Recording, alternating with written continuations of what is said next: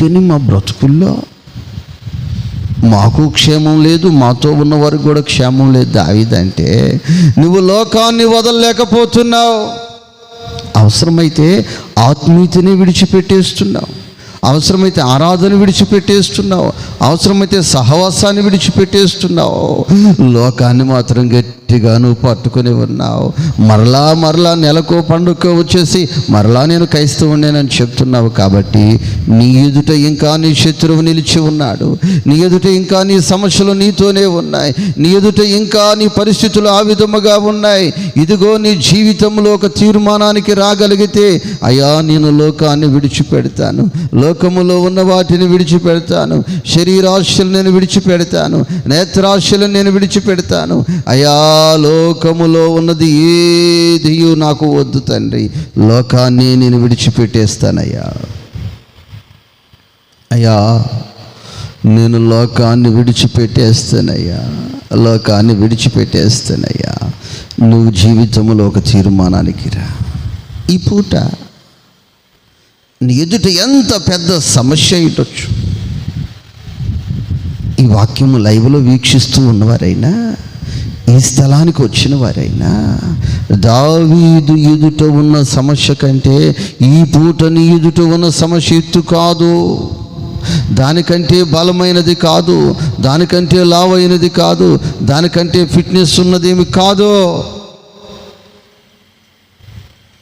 దావీదు జీవితంలో జయమిచ్చిన దేవుడు నీ జీవితంలో ఇవ్వటానికి సిద్ధముగా ఉన్నాడు.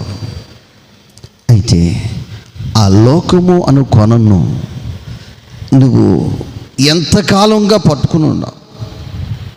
అందుకే దరిద్రం, అందుకే నాశనం,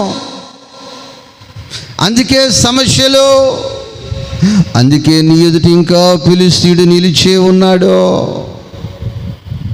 నీ ఎదుట నుంచి ఫిలిష్తీయులు పారిపోలేకపోవడానికి కారణము, గొలియాతు ఇంకా బ్రతికి ఉండటానికి కారణము, నిన్ను వేధించడానికి గల కారణము, నిన్ను శపించడానికి గల కారణము.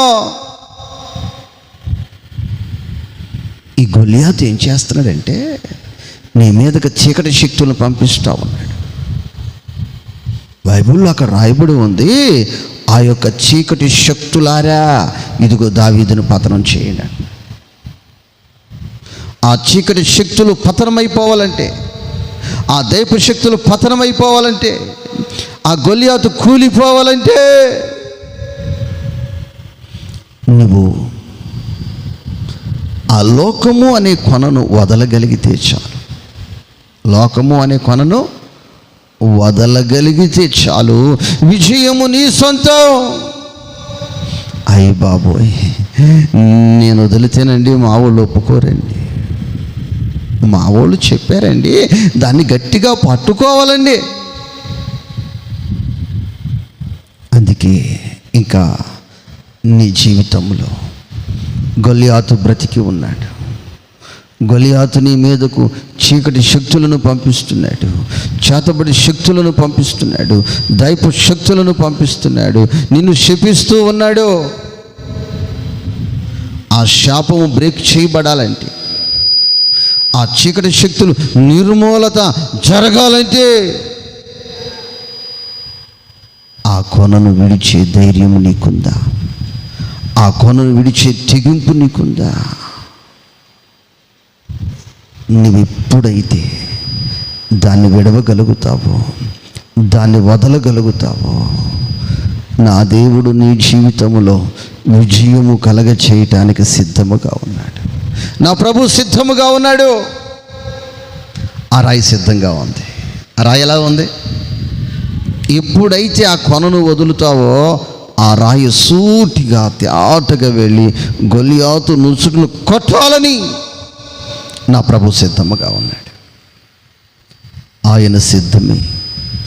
శనివారమైన ఆయన సిద్ధమే, శుక్రవారమైన సిద్ధమే, అమావాస్య రోజైన ఆయన సిద్ధమే, పౌర్ణమి రోజైన సిద్ధమే. దేవునికి స్తోత్రం. ఆయనకు మూతలు లేవు, ఆయనకు సెలవులు లేవు. ఇంకో విషయం బైబిల్లో రాయబడి ఉంది, ఆయన నిద్రపోయేవాడు కాదు, కునికేవాడు కాదు. ఆయన కునికేవాడు కాదు, నిద్రపోయేవాడు కాదు, భయపడి తలుపులు పెట్టుకుని తాళం పెట్టుకునేవాడు అస్సలే కాదు. ఆయన సమీపముగా రెడీ అంటున్నాడు. ఏమన్నాడు? నేను సిద్ధముగా ఉన్నాను. అయ్యా, మరి సిద్ధముగా ఉంటే మరి నా శత్రువుని నువ్వు పాడు చేయొచ్చు కదా, నా శాపాన్ని నెట్టివేయచ్చు కదా, అయ్యా నా మీద ఏలుబడి చేస్తున్న కీడును తరిమి కొట్టవచ్చు కదంటే, ఇదిగో నేను ఈ కార్యం చేయటానికి లాకు నీ దగ్గర ఉంది. అదేంటి ప్రభువా, నేను ఆపేసి అంతటోడిని అంటే, లేదు ఆ లోకము అనే కొన నీ చేతిలోనే ఉంది.